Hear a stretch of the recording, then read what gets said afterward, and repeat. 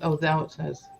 Thanks for tuning in again to Transforming Your Relationship. We have some amazing ladies tonight that will be having a conversation, and the topic will be whatever wives wish your husband knew. So, husbands, grab a friend, grab a grab a cousin, whatever the case might be. But we're going to have a great conversation. This topic's been basically floating around in my mind here for quite some time. So we decided to get some ladies together and touch some different topics here. Last week we touched some topics on appreciation. We took touch a topic on motherhood challenge, date nights, and 40 plus mindset. So tonight we will be speaking about me time, do you know me, emotional bank account, and compatibility and the indifference thereof in the relationship.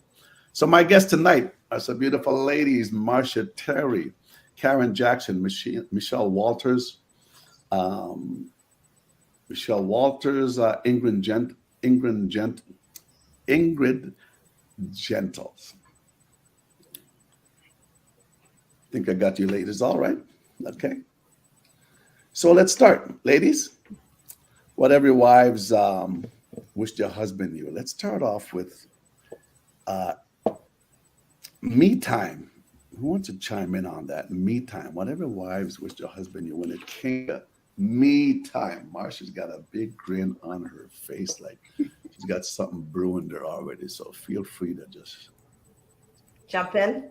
just jump in along with any one of the other ladies. Go ahead. Well, this is my area of expertise. It is. It is. It is. Some That's of why you she know. smiled. That's why she smiles so big. Okay. Some of you know. So I'm glad to be here today. My name is Marcia Terry, and I am the founder of Cultivated Wellness. I am also a mother of two children. I've been married for 20 some years. So me time. So 20 some years being married, two kids. I think that a lot of women that are married or have been married a year or two, doesn't really matter, struggles with finding me time. Like, how do you take care of yourself? I've been fortunate to teach a class that's called Discovering the Power of Self Care.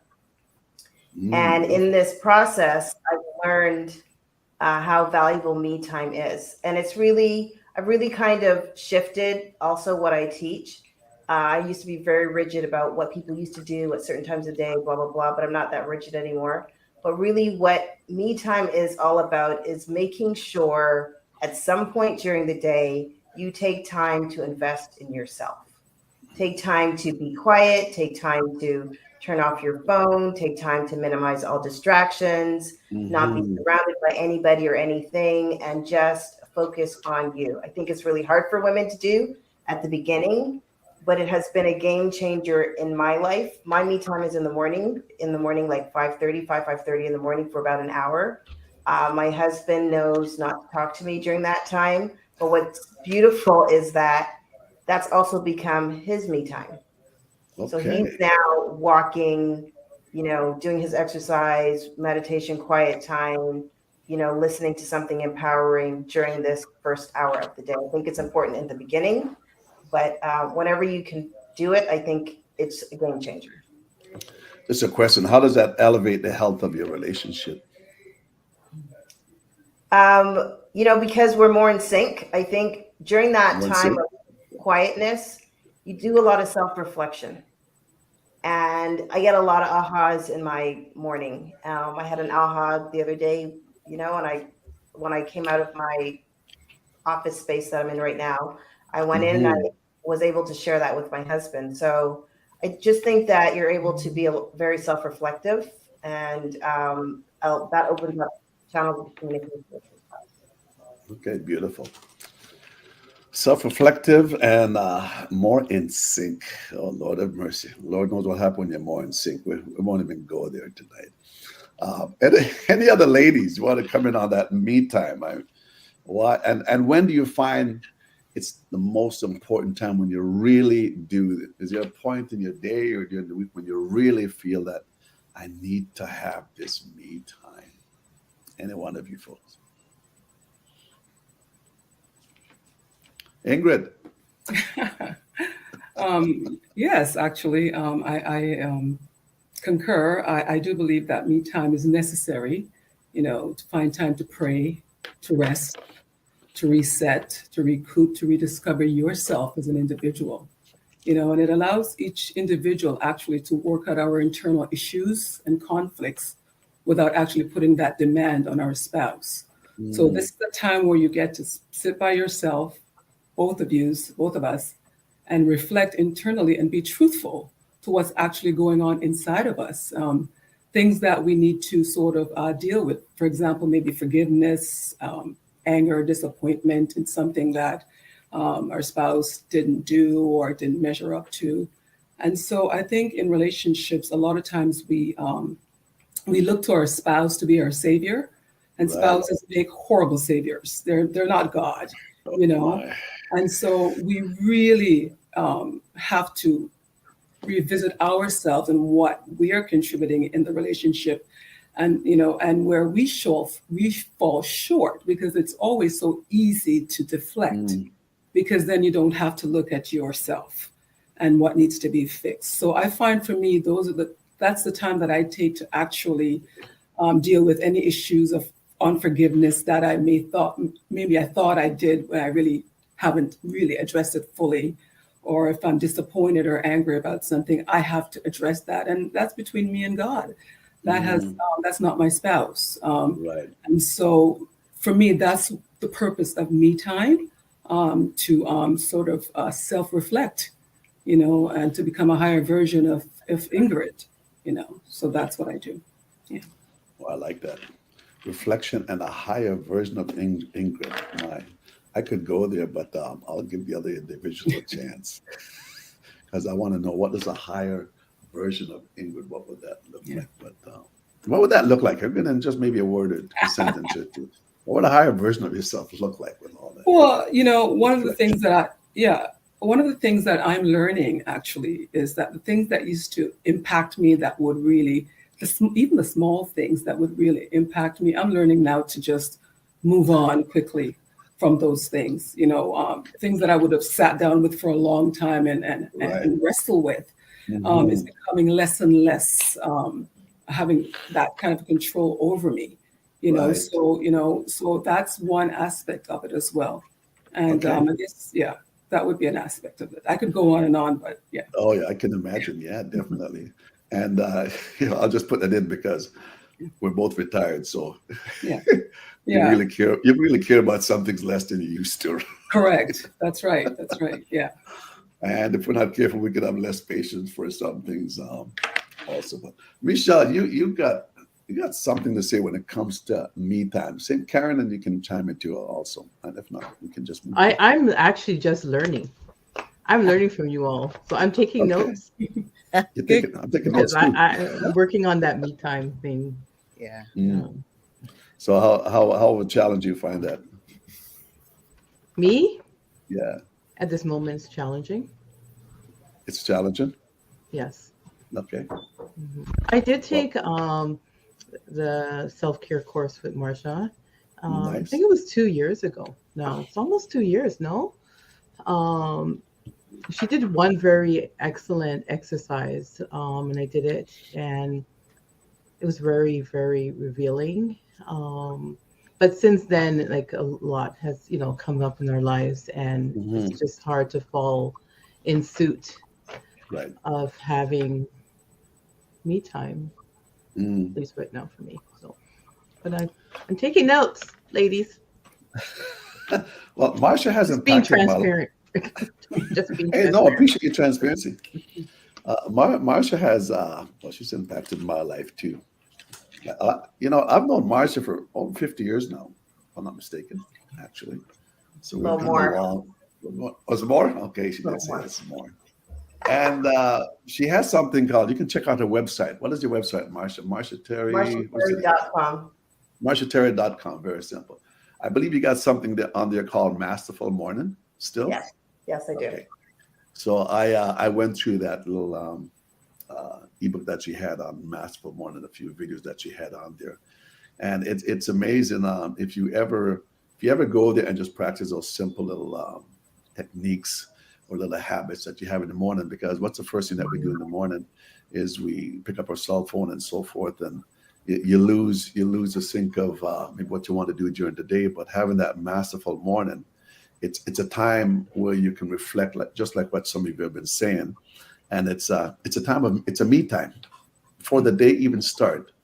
I'm not. It's as if the program's designed so you don't have to wait for the middle of the day or the end of the day to have your me time. Why not have your me time at the beginning of the day? Because that's going to basically set up how you are going to create the day, or you're going to allow the day to create you. So me time. Michelle, do you have anything to say on Sure. that before we move on? Before I move on, yeah, sure. I definitely think that Karen, myself, anybody that's in that situation where they feel like they're still struggling to learn to take that me time, don't Hmm. feel bad about it, but definitely take action on it, because I definitely am always going, and I really find, well, for me, I was going to say, oh, as I get older, but I don't think that's even the truth. What I recognize about my personality, I never realized that I was not alone in this, is that people actually drain me. And so, and when I say that, I'm not necessarily that people, it's always a negative thing. It's just people pull from me just naturally. It's like I love to help people and I love to give and I love to be there for people, but Hmm. people do take the energy from you. So I found Yeah. that it's very, very important that I do spend a certain amount of time, most, at least every day. I try to do it every day, but at least most days, like kind Hmm. of just having, being at peace. And I was laughing because my son was actually just fussing about this before I came to do this, where he right now does not have his own bedroom. So he's kind of like, everybody will come out and everyone's like just doing all, and they're making all this noise and they're doing this and doing that. And I'm like, but at least you get to go someplace and be by yourself. I always, I'm married, so I always have a partner. There's always somebody. Sometimes I try to go in the bathroom and be by myself. I can't even do that. Like, still, as quick as I've my heard kids that. And are, then they come knocking on the I'm door. like, Yep, yeah, I've heard that too. yeah. But so sometimes I take advantage, and in the mornings, usually everyone is asleep. So I do try to take advantage of at least 10-15 minutes. I know Beautiful. that if I did follow what Marcia Hmm. taught me and got up earlier, I would definitely have plenty of time. But Yeah. I'm also not a morning person, and I'm always Okay. in bed like late. So anyways, my whole point is I think it's just important to make it fit where you can. So Right. I have had times where in the middle of the day I've like just stolen away for 15 Okay. minutes and being able to do that. Hmm. Mm. No, beautiful. With you ladies being mothers and everything else, and with everything else you got going on, sometimes you ask yourself, "My, do I deserve this me time? Because I've got so much things I've got to get done here for the day. Where do I even find me time? I mean, uh, but I would just say, you know what? Give yourself permission. Give yourself permission to take the time that you need to reboot. Give yourself permission to just do some self reflection, whether it be the 5 minutes, 10 minutes, 50 minutes, half an hour, whatever the case is, right? Because if you don't give yourself permission, nobody else is going to give yourself permission. And they will interrupt your day and take over your day also. Can I just add one more thing? No, absolutely. Go ahead. And I won't say anything else. It's very No, simple. that's okay. This is what it's all about. Simple, just because of what you just said. I thought, everybody knows you can't pour from an empty cup, Right. right? So if you are not filled, if your vessel is not filled, Mm, what do you have left to give? You don't have anything to give. So you have to right. find time. That's why it's so crucial to find the time to refill yourself. That is the Mm, mystery. As Michelle said, it's not easy for her necessarily to do it in the morning, but I feel like that's really is a sweet spot. And so whatever time it is though that you find, I listen to people and I realize that people are like Michelle, they're like Karen, they struggle to get up in the morning. So right. you have to adjust it to doing it at some time during the day and Sometime. being consistent about it. P period. The end. It's like it's a non-negotiable. Absolutely. I like that non-negotiable. So wife that's listening out there, and even husbands, check out marshaterry.com. As you were saying that too, Marsha, you can't give out from an empty cup. Even from a half full cup you can give, but still not at the peak where you should be. Um, I have a saying I've learned some years ago, and this is something to be mindful of, is if you don't give yourself that me time as wives that you need to give yourself, and even for the husband that might be listening, but we're saying here, whatever wives wish their husband knew. So we want the husband to know that if the wives don't get their me times, after a while, the saying goes like this: your body whispers to you before it shuts you down. So if you don't give yourself me time, guess what? Your body will shut you down, and you will get your me time, and it will probably be longer than you anticipated for, right? Mm-hmm. So the bottom line is listen to your body rather than trying to fill up everybody else, which we try to be all things to all individuals, but it doesn't work that way all the time. All right, beautiful. So let's go on to, are we all clear on that, ladies? Yes? Yes. Thumbs up? Yes, indeed. Yes. Whatever wives wish your husband knew, those that have just tuned in, that's the topic here tonight from Transformation Love Coaching here. That's our program that we have. The topic is tonight, whatever wives wish your husband knew. So whatever wives wish your husband knew when it comes to emotional bank account, some individual might be saying, so what is that anyways? What is this emotional bank account? Like, can you find this in the dictionary? My mother never taught me nothing about that. Who want to touch on that? Emotional bank account. And what is an emotional bank account? And how do we make deposit? How can he make deposit to your emotional bank account? Anyone can chime in. I'm not sure I know exactly the emotional bank account, but when I was thinking about the question, I wish our husbands would know how to be vulnerable, to be direct and honest about how they're feeling, what they're going through, about the relationship. Just let their vulnerability so everything could be opened. Is that because as a wife that you feel you're so vulnerable and you're so open and you're not getting that back? Yeah. Or just wives in general that you know also? I'm only, I guess, I'm not an expert. I'm only speaking from experience. I just find that, and I think because there's a pride thing with men. Okay. That they don't give the whole of themselves, or maybe they don't know how. Mm-hmm. I don't know if it has to go with emotional bank account, but that's what I was thinking when that question came up. Right. No, good. I don't want to do all the talking too, because I can come in the next little bit of explanation there. But is there anybody else want to chime in on that? An emotional bank account. Well, every woman have it, every man have it. Go ahead. I just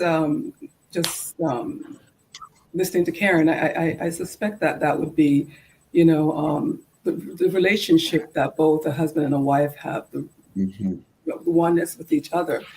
And I think when I think of a bank account in the natural, what you deposit grows, and if you keep withdrawing, then you're depleting your finances and puts you in a vulnerable situation financially.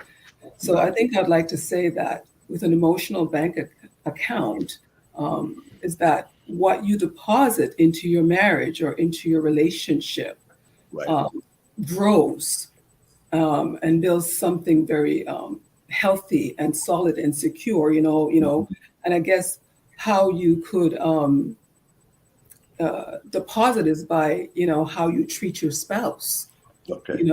By complimenting your spouse, letting them know, what, I think you did a great job with the kids tonight, allowing me to get some other work done. Thank you for seeing the kids off to bed tonight, that sort of thing. Or, if your spouse comes home from work and is had a difficult time at work and, wants someone just to talk to, which should be his wife or his partner, that, you are all ears, full attention, allowing him or her to be vulnerable and allowing them to feel safe to express, you know what, honey, at work today, my boss said something that made me feel really incompetent. And I felt Mm, like I looked ridiculous in front of everyone, right?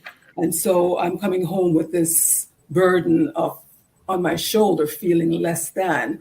Here's an opportunity for you to help to build his self-esteem, being mhm. his cheerleader and letting Right. him know his value and his worth, building him up again so that the next morning he can get up and go to work and face um, these coworkers and so forth. So, it's just, I think it's just showing an interest, being positive, as opposed to being negative. I think negative behaviors, negative response is a Mhm. depleting your Right. emotional bank account where, you're losing, trust in each other or interest in each other because that safety net of environment is not there to cultivate the Mhm. security that we need from each other. So that's just how I think about that. No, no, it's beautiful. You mentioned about deposit positive things into one another's lives. For him to deposit positive things into your to validate you, to confirm maybe some things that you need a confirmation on. So here's a question. So what would be an example of a withdrawal from? And anybody can come in to what would be an example of a withdrawal from a wife's bank account? I don't know that I'm going to answer that question yet. Okay, go ahead. Are you going to go off track here? No, I'm not going to go off track. I'm I'm I'm just joking. thinking about what Ingrid was saying. That's beautiful. And so I took notes, and I was Good. thinking about what Karen was saying. So before you Right. ask the next question, Yeah. what I was thinking about was this week on social media, I posted something very simple. Mm, Seems simple, right? That I had a crazy day at work. Was up early, had several doctor's appointments, and I came home, opened my bedroom door, and I walked in as I normally would do. And there on my side table was this beautiful bouquet of flowers. It was like oh this, wow. right? And so it's not my birthday, it's not my anniversary, it's not Wow. nothing special. It's just because, right? It's So I awesome. think that when you partner using use just because it deposits into your spouse's emotional bank account, right? Absolutely. And so Yeah. it made me feel good. It made me tear up and I got all emotional. And my husband wrote this letter, which he's not that person, right? So it Hmm. just made such an impact on me because it seemed like a little thing, but it was actually very big, right? Mm, So I think when we take time to do the little things, when we recognize our partner and we say to them that I see you, I hear you, I see what they're going through, that right. is a deposit into their bank account. So today, I didn't even think about it. My husband worked in our other office, and I know when he goes over there, he's gonna be busy all day and probably not have time to get lunch. Like I packed his lunch. It wasn't a thing. Right. Just packed his lunch. Hmm. And on his way to work, he sent me a text message. Thank you so much for packing my lunch. That made me Nice. feel good, Yeah, absolutely. right? So it's that I think that you have to be. It goes back to the me time. When Hmm. you're being self-aware and you're investing in yourself, you're actually able to pay more attention to your spouse and their needs, and not so much thinking about your own self and your own needs. Yes, you need to take Right. the time to figure out what that is, but in Hmm. doing so, you're able to see your spouse and evaluate and understand and recognize what they need to be able to deposit into them, so that they can turn around Beautiful. and deposit into you. Beautiful. Beautiful. And so one of the questions I had is, what's a what's one? I'd like each ladies to answer this one because you might all be in sync on this one. It's still around the same topic of emotional bank account. What's one of the biggest withdrawals do you find that wives find that husbands, when the husband withdraw from the wife's emotional bank account? Give me something that registers with you that us men do that just, you made two deposit last night, but you just withdrew three this morning. I think it's not recognizing how much time it takes to do things. Okay. Like it takes time to put away the laundry, Mhm. for example. You want to get busy in the night or whatever, it takes time for me to put away the laundry. So if you're helping me put away the laundry or helping do the dishes or clean up the kitchen, so it's that factor of time, I think, is not recognizing how much time it takes to do things around the home. So that's okay. And that sounds like it's a nonverbal one, which is a withdrawal because of uh, the non-conversation that went on even at the time, just by what you had seen. Correct? Right. Okay. Michelle, give me a withdrawal. What do you find most wise? What's so common out there with the wives that husbands, It's hard for you me to know? talk about most wives. I could just tell you what I go through. I was trying to be general, but okay. Yeah, you're so straightforward. I love it. I know. That's why I'm like sitting here thinking, like, what if my friends complained? But I mean, no, honestly though, I think that Marsha really hit the nail on the head. Something like that, where some people look at it like, oh, it's a gender role, like you're the woman, you're supposed to do this, or you're the man and Okay. you're supposed to do that. And Right. I think I think I said this last time, one thing I learned from my husband, and he always says this, and I do agree with him, is that if you look at it like, not even about marriage being a partnership, but just look at the other person as someone that you love and respect and adore. You should Mm-hmm. want the best for them. So if I'm always looking out for the best for my husband, he's looking out Right. for the best for me, then Right. we should be good, right?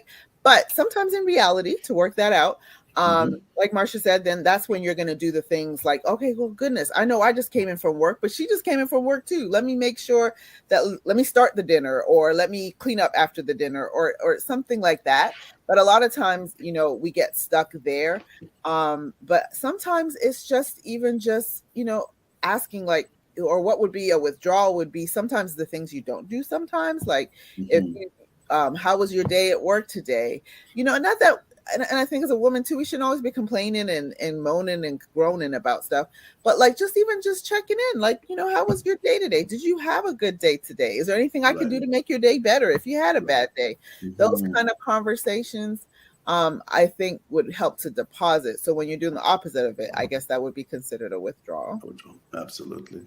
Absolutely. Karen, do you have anything to add to that before we move on to the next one that you might see? Time is a big thing. Time, Time. If they don't give, if he doesn't give you the time that energy, you need,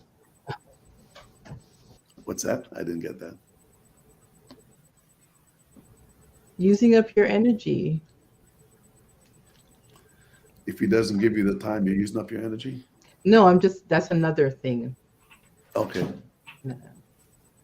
Okay. Using up your energy. Right.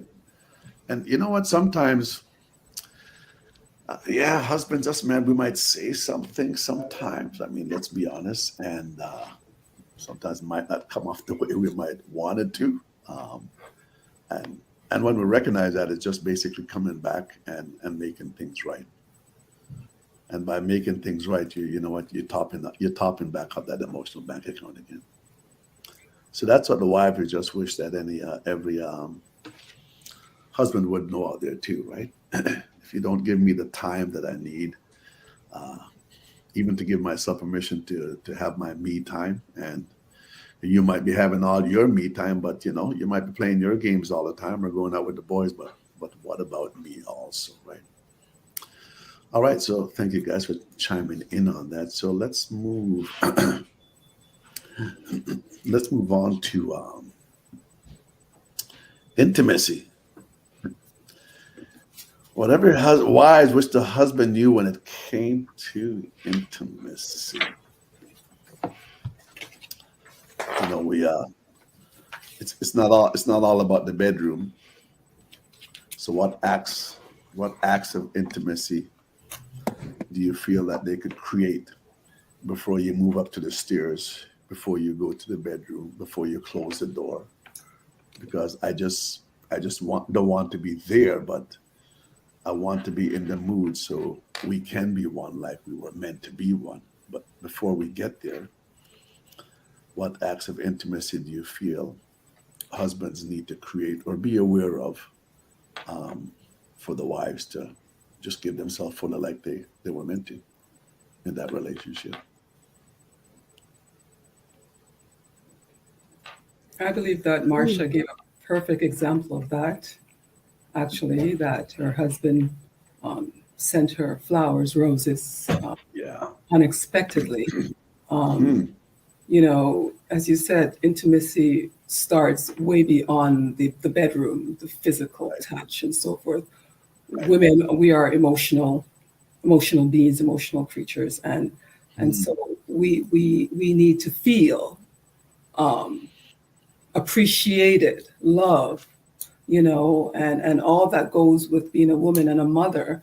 And so husbands need to, I would say, start from, from the time you wake up before you even get home, do things to show her that, you love her, to show her that she's important and she's valued.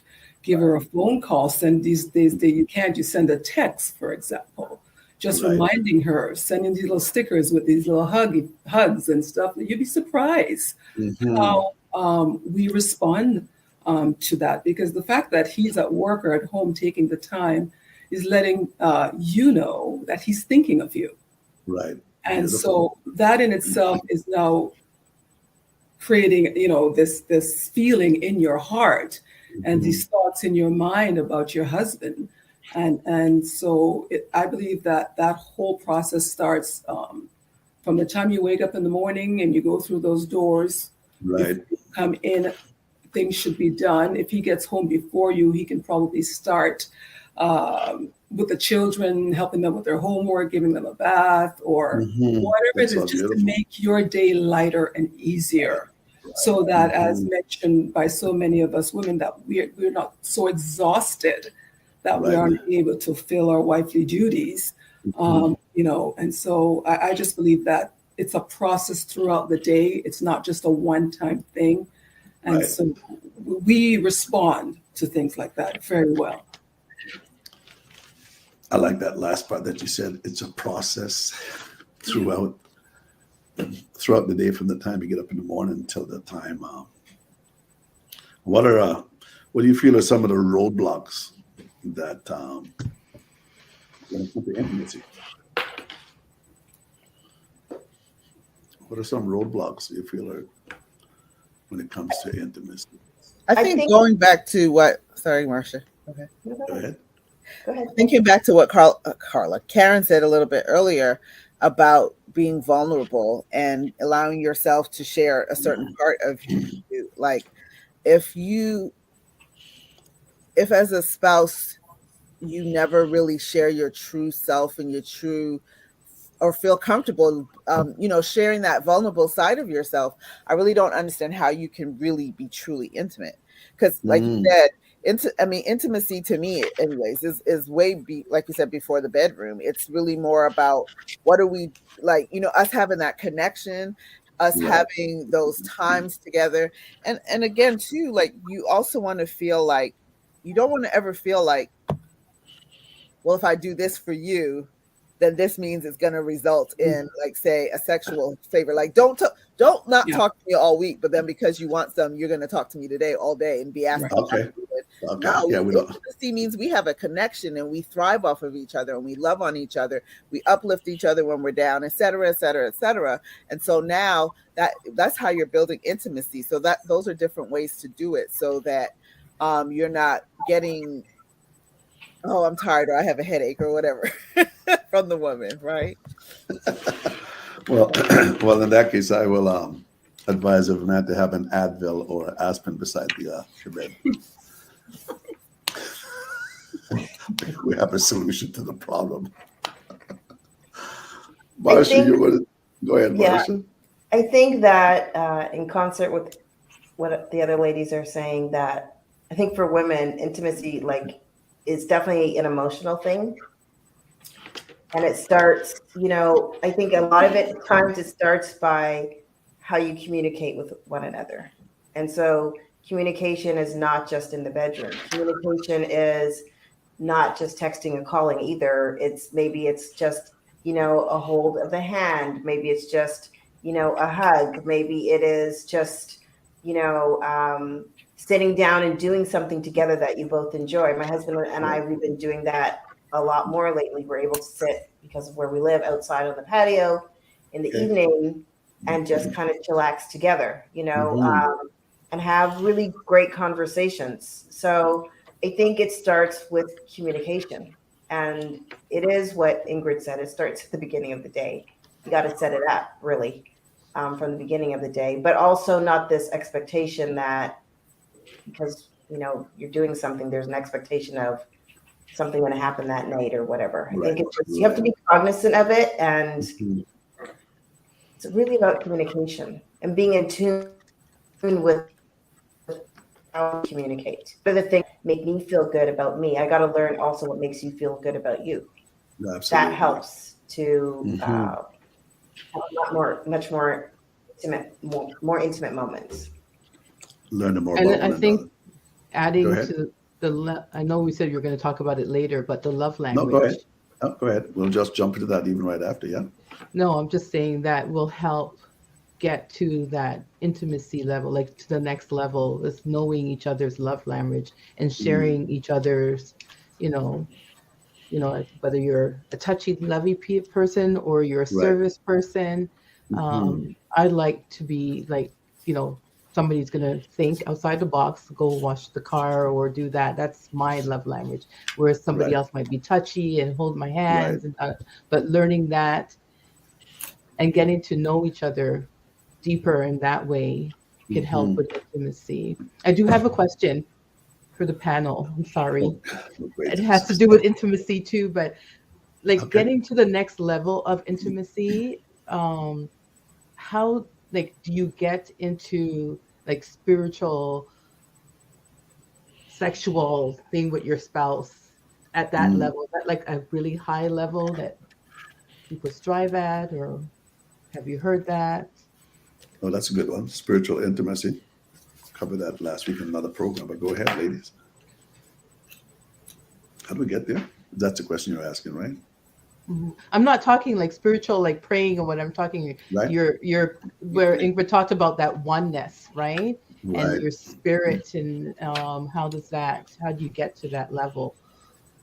Okay. I Or is mean, that a level? Is that a level? I think just off the cuff, it's about connection, right? So if you're not connecting and if you're not connecting emotionally with one another, then how, even though you may have the physical connection, what's really happening? Mhm. You're not really getting anything from it because you're not emotionally connected. And I think when you have an emotional disconnection, then you cannot ascend to the higher level of the spiritual connection that you're referring to. That's me just Right. thinking. Okay. No good. I would like to add though, even though we're not in this case talking about spirit meaning Holy Spirit, we're talking Right. about like a spiritual, like intimate That's right. connection We're all that way, spiritual beings. relational, right? Yeah. But I still think that the Holy Spirit is a part of it. So I'm not sitting here saying I'm having Bible study and speaking in tongues before I get intimate with my husband. That's not what I'm saying. But I think that if you're even if you're not on the exact same level, because we're all human, we all have a different relationship with Christ. But if you both are communing with with Christ, if you're both maybe whether you're both going to church together, whether you're praying together, reading the Word of God together, I think that also helps to draw you closer and to have that connection. Because I would think that the close, yeah, I really think that's where a lot of times where we're missing. Now, again, I'm not talking about oh, like, let's go read our Bible, and then this is going to make us want to be open together. I'm talking about what happens when you are studying God's word together, or when you are reading God's word together, or when you're listening to the Mhm. same sermons and you're giving each other feedback. I notice that gives you this connection, like this. We get each other. We are maybe in the same place with God, or maybe we're in a different place with God. I thought about it Right. this way, and you thought about it that way. But either Right. way, there is something to be said about the spiritual connection with my father that allows me to have a great spiritual connection with my spouse as well. Mm. My, well said. Beautiful. I heard earlier also too is that the lack of vulnerability will shut down my ability to be intimate. So I can be more intimate with you if you will be more open with me, if you'll be more vulnerable. I want to see your vulnerable side. And as husbands, we try to hide our vulnerable side. We maybe try to hide our weak side, but the wives are saying, I want to see that also. I mean, there's more to that that just makes you a strong man. And and just being able to have that conversation and to be open up to me fully, whether right or wrong, just to sit down and talk. So, Karen, we're going to explore a little bit on what you're saying there too, and because it's flown into, I'll just blend it into the next little topic I had. It was deal with compatibility and the indifference thereof, right? And I know I was talking to Ingrid a little bit about that. So, Ingrid, do you want to share a little bit about that? Karen, is there anything else that you gleaned from these two ladies, or is there something more too that you? No, and let's get It's up. into it. Vulnerability and compatibility. Let's Okay. get into it. I think I would like to just add a little bit to what's just been said, Yep, since go we ahead. moved on to that whole compatibility. Mm-hmm. I think that, when two people meet initially in the beginning stage, you have this butterfly feeling and this feeling of, they call it the honeymoon stage, if I can say it that way, that, Right. lasts, for a short period of time. Some people say it lasts for 2 years. And then you get into the real meat of things. But I do Mhm. believe that when a couple is married for particularly an extensive period of time, I Right. think I think Marcia mentioned she's married for over 20 years, if I'm not mistaken. You can correct me on that. But when you've been married for an extensive period of time, there is something that happens in that marriage. Um, Right. the marriage takes on a different level, a deeper meaning Mm. that is sort of way beyond um, when our emotional needs are not always being met, or disappointments where we experience it metamorphoses into something so much deeper, where the two people become actually one, Right. Right. oneness in Mhm. spirit. And when you get to that place of oneness in spirit, then you have such an amazing foundation that is not based on external forces, where sometimes where your spouse might fall short or your emotional needs are not met. Sometimes even sexual incompatibility can be an issue in a marriage. That Mhm. is a fact, right? But if you and your spouse have a very, very deep connection, that oneness, that you've gone into that wholeness, even if you are not sexually compatible, equally, and so forth, um, you can rise above that, because what you have is far more deeper and stronger than the Yes. actual physical connection. And Right. if you happen to be married for a longer period of time, then you start to realize that the physical is not the most important, Important. Right. because Mhm. let's face it, things change, we change, our bodies change, our desires change, our needs Right. change as we're Mhm. getting older, right? And so as you're getting older, you are becoming even that much more oneness with your Excuse me. spouse, where you can actually, you know, finish his sentences, finish her sentences. You can actually sometimes, just by looking at them and them looking at you, know what they're thinking. You can communicate with each other without even speaking, you Right. know. And so I believe that is the actual goal that we should be working towards in a marriage, to get into that depth of oneness that is beyond the surface of, our pleasures not always being met, or disappointments in the marriage in whatever direction or areas. Mhm. Recognizing that we are one in spirit, and, Amen. and and we are secure, knowing that we're going to last until death do us part. Oh, preach, my sister, preach. Yeah, yeah, No, beautiful. yeah. When it comes to compatibility, I believe our core values, which is so important in a relationship, or core values, have to be aligned. Otherwise, you're going to be misaligned down the road. but you kind of know that up front. My core values can be aligned, so we're compatible in that area. But there's other areas we might not be compatible outside our core values. For an example, I might like football, you might like hockey, or you might like go to the mall. I don't like go to the mall, but at the end of the day, it's not what I like, it's what you like. But I'm going to join you in your world, and you're going to join me in my world. And as time goes on, it actually, excuse me, it creates another level of connection between the husband and his wife, because you're learning also different things about the individuals based on the different likes and dislikes as you get older. Like somebody said to me, one minute, somebody said to me, as you get older, okay, so you might not be sexually active, so like as would say, maybe like what else might be there, kind of like sort of like, we're not maybe lovey-dovey. Yeah, well, I've been married for going on 37 years now. I'm still lovey-dovey. Marcia knows that around me. Probably ask me sometime to tone it down, but that's just me. Even in the church, they already know that, right? Not a big thing for me to go up and kiss my wife, and I don't care who's around, right? And I don't ever want that to die. So even other areas might change in my life as I get older, but our incompatibility at that time, outside of our values, don't have to challenge our relationship, but it can actually make us look at things a little bit differently, maybe than we haven't done before.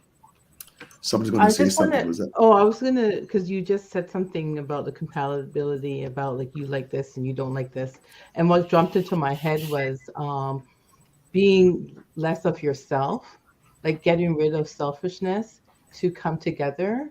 I Right. don't know, is that a thing? Like, is that what I think I heard you Yeah. were saying So about the compatibility? Like, when you look at it, I'd be selfish to do everything that I want to do. That would create a challenge. That would create a conflict.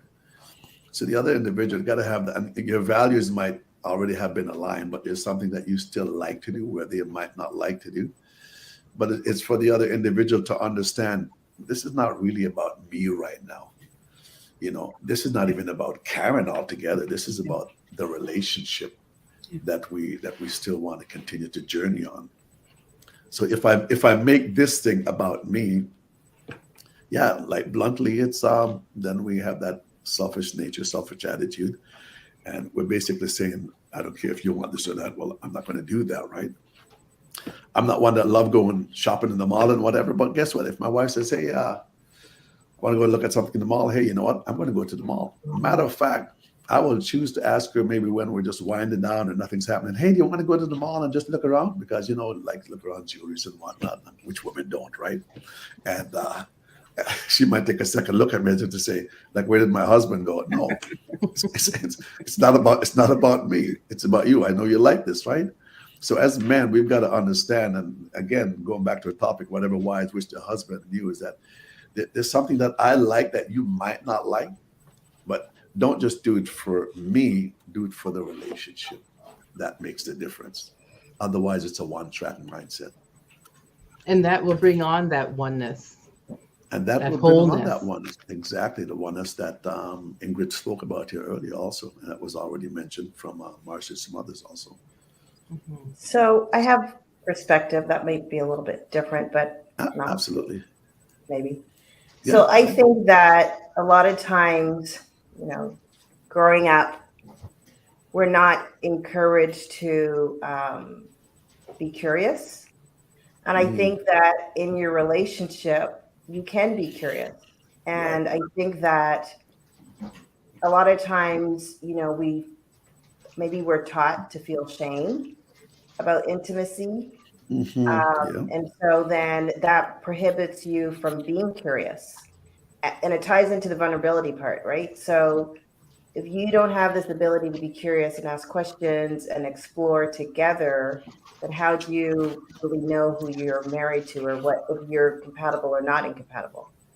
So I think it's, as even in my coaching, one of the things that they always emphasize is like, be curious, ask questions. Right. Hmm. I don't think there's anything wrong in that, but I think a lot of times we are taught that, well, you shouldn't ask that question or that's taboo or whatever case may be.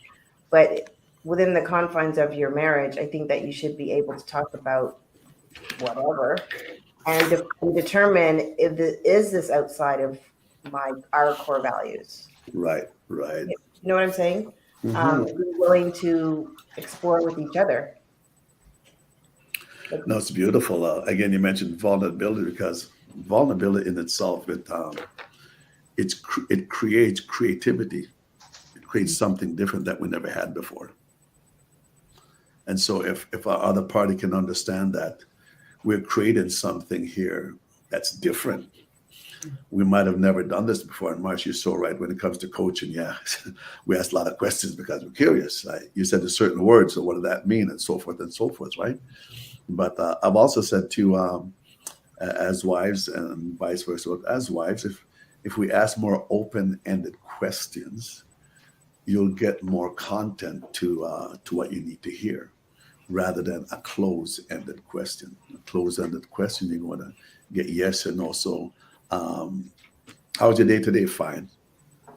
Closed-ended. So tell me about your day. What were some challenges? What was some win that you had today? Begin to open up. It's not just a one-word thing, right? So, yeah.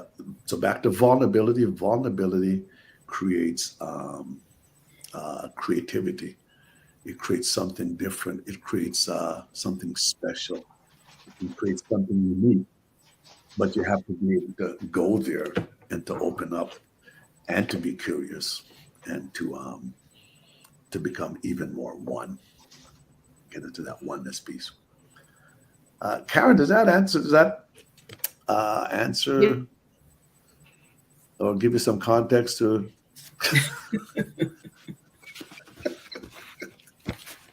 you're muted, Karen. We didn't hear what you said. Oh, Yeah. automatically mutes. I said it was good. I got my notes. Oh, you got your notes. Okay, she's gonna have her own show next. Okay, Yeah. you got that. So vulnerability, creativity. Let's just go into the love language. We got 10 more minutes left. Okay, count them. We got 10 more minutes left. Appreciate your time and everything else that you folks have. Love language. Does the husband even know what their love language is? I mean, we talk about it. You know, those that's in self-development, the coaching world. We'll have more of an insight and awareness on that. But I know there's a lot of husbands like. So what is that? Is that something that was just developed, or so?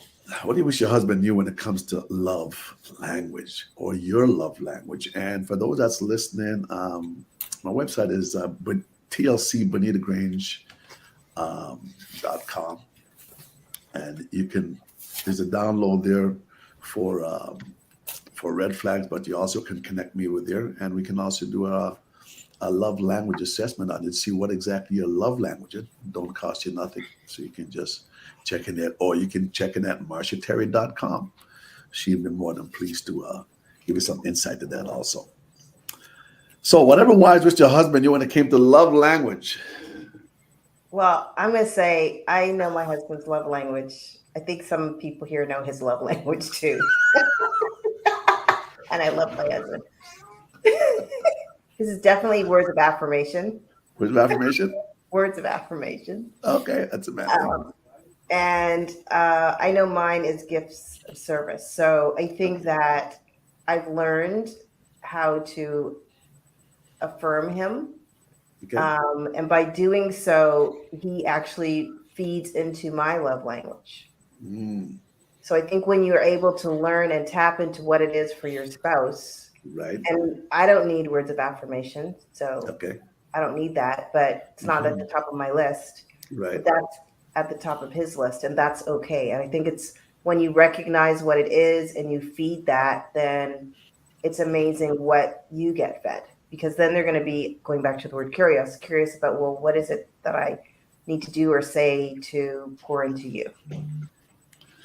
And with your love language, and this could be to you also, Marsha, and others also that's listening there too. How often would that show up during the week? Or how often would you want that to show up where your love language is concerned? Is twice a day too much? 3 times a day? Is it once every second day? Like, I don't know. I'm just putting that out there, right? Do we have to measure it? Not necessarily. Mhm. I mean, Good I question. don't know that it needs to be measured because That's good. then it becomes a tit for a tot, right? Oh, Right. I gave you a word of affirmation today. Now you need to give me a gift of service. Right. So I think the better thing is to be aware of what it is and to be Right. conscious about Right. pouring into your spouse and Mhm. speaking to their love language consistently, whatever consistently means to you or for Right. them, Right. to be able to get it back. Hmm. That's my thought. And no, and that's beautiful. It doesn't then, I was just going to get feedback on it. It doesn't have to be measured. It just got to show up whenever it needs to show up. Yeah. And make itself known. Love language. Michelle, whatever wise which your husband knew about your love language. I don't know what your love language is. Does he know your love language? You know his love language? Believe it or not, after almost being married for 30 years, my husband is, I feel like he already knew my love language. He just didn't want to do it, but he's doing it now. And so mine would be more of acts of service. And definitely I'm coming home and dinner is cooked and all this stuff. And I'm like, what is going on?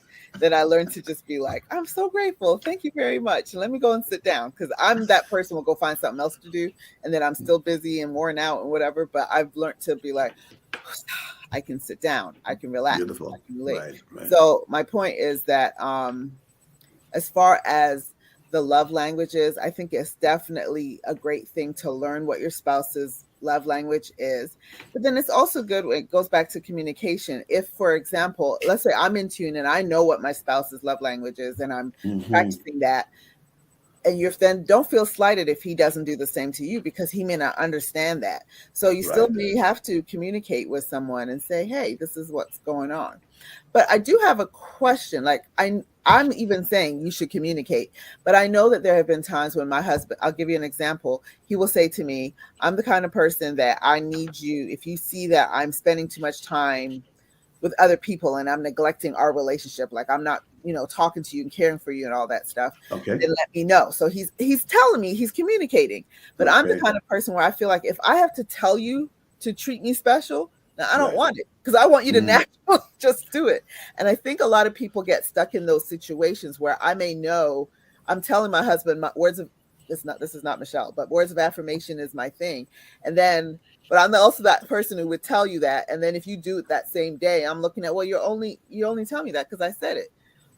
Especially when they don't do it again any other time later. So I think there are people out there too who they're trying to understand each other, but don't always know the best way to compromise because they feel like, oh, you're just doing it because I mentioned it, or you're just doing that because I said something about it last week. No, good. It's good when we do know one another's love language and how it shows up without even thinking about it. Like you said, for 30 years, it sounds like he always knew. So my thing is that I believe the way we treated one another when we first met, it's the way we should continue to treat one another as we continue on the journey. We might have some challenges, yes, okay. We'll have some things that comes up in our life, but at the same time, how did you treat me when we first started? Because you said, like, I shouldn't have to tell you because I didn't tell you when you met me.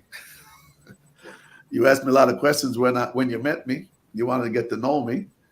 So at the same time, Marcia got out here for whatever reason. So at the same time,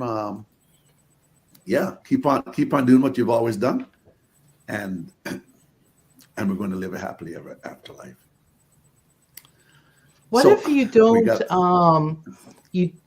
I wouldn't say you don't like your spouse's love language.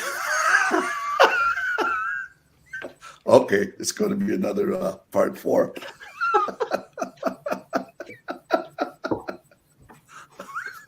Hey, that's being real. Okay.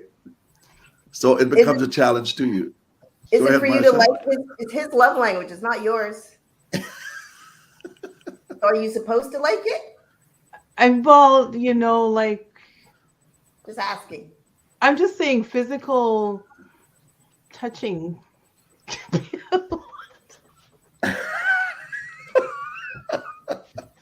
Well, it sounds like there needs to be some compromise going on there. Somebody help her. Actually, Karen, physical touching, it's proven that that's most men's love language. Um, touching, physical Mhm. touching. That's majority of men. That's their love language. And But what see if it's not yours? you see And again, it's Not, if you're not inclined that way, you know how mhm. we talked about the different incompatibility and the compatibility. So you're not inclined that way, but you have to remember, as I believe, as Marcia says, it's his love language, it is not yours. So even though you're not inclined that way, you're going to have to find a way to meet your husband halfway, where you have to try to learn his love language and act in that vein so you that know, he can also, you know, experience love from you, Yeah, right? So it's not because just about you. Oh, sorry, go go ahead. ahead, Marcia. I'm speaking. I'm sorry. That's okay. Go I ahead. may not want to give my husband words of affirmation every day. Like I might not want to do that because that's just I'm like, right. what like why do you need me to say that to you every day? Mhm. Or, not necessarily every day, but whatever. But it's It's not the about same me. thing that Come to this where it's not about me. It's what brings him joy. It's what makes him feel good about himself or, him Yeah. feeling like I love him, then hey, that's what I do. Because what's it taking from me? Because at the end of the day, he's going to be able to pour back into me. Yeah. so I understand a little But bit what oh, go ahead. no, I was just saying, like, it can get complex. And I know Michelle said there's not tit for tat or whatever. But if, Right. like, over so many years or whatever, that person is not getting your love language and you're not receiving it, you're receiving the touchy touchy, but you're not receiving yours, then it gets to a point where that touchy touchy is annoying. Ingrid said something, and I think not so it was in our last session or when I spoken to her and we had a conversation there, is that you want me to meet you physically, but yet which is one of your need and your love language, but at the same time you're not willing to meet my need, which is my emotion. You're not willing to meet my emotional need. If you if you try to meet my emotional need, I will also try to meet your physical need. So that conversation and that, you know, as we just mentioned here, would have to be a Communication. conversation, would have to be communicated. Physical touch, and so But you physical guys touch is some. understand what I'm saying? Like, it can get to a point where it gets like, it So could if you, just be me that I need to adjust myself, okay, but Yeah. you can reach to that point where you're like, you know what, he ain't getting it, and you touch me one more time, like and that's because, and my question to you is, has your need been met, or is your need being met? I mean, couples time past where physical touch, they might want to be intimate sometimes twice a day, or almost every day of the weekend. Like, how does one keep up with that? When there's so much else going on in their lives. So it's it's not that not I don't want even, it to. doesn't even have to be that level. It could just be touching and like just So, sorry. so is it because of him, or was there any issue with physical touch even in the past where that might Maybe, have shut that part of it of your maybe. so that so that Yeah, could be trauma could come into play. I could see that. yeah. So we can have a off conversation on that later on if you want, but that's concerned. I mean, and I think it's, if people, I don't want to say the word triggered, but I just said the word triggered. So now you're already, but if a certain thing elicits a certain response, I think you have to figure out why. Right. Like, why do That's I right. feel this way when X and X happens? And I think understanding the why helps you address yourself, but you don't even know the why. So then Mhm. you're responding and not understanding your own self, which goes back Right. to the whole mourning process, right? I think Right. everything starts there. When Mhm. you're able to invest in yourself and become more in tune with who you are, then you're able to communicate your needs to your partner. But you also know what you want and you like, and you can communicate that without it being like offensive or abrasive, and they're going to perhaps be understanding. No, absolutely. And like you said, a lot of the touch, and I've heard that before also. What is the trigger that maybe I haven't really fully dealt with? It's something. It's an area that I possibly need to dive in a bit to understand the why, which would help me to accommodate that action of touch more readily because he enjoys doing that. So let's have some conversation where that's concerned. So, Karen, we can have some conversation offline on that if you'd like. Um, yeah, dive into I'm that a little always the bit. complex one. No, you're not. Stop.